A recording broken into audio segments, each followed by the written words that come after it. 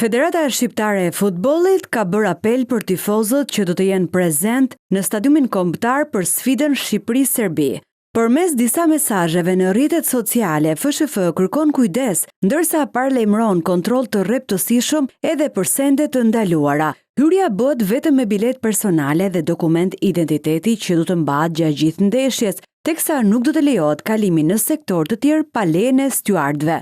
Siç edhe në ndeshjet e tjera, nuk do të lejohen hyrja e objekteve piroteknike dhe sendeve të forta, por edhe flamujve dhe banerave me ofendime raciste. Mbajtja e tyre është një vepër penale, ashtu siç edhe mbajtja e armëve të zjarrit e të ftohta, por edhe përdorimi i biletave false. Në rast se diçka e tillë ndodh, përdoruesit do të përballen me pasoja që variojnë nga gjob deri në arrest me burg. FSHF tërheq vëmendjen që tifozët do të monitorohen nga kamerat e sigurisë për të shmangur në këtë mënyrë skenat e pahishme për një ndeshje futbolli.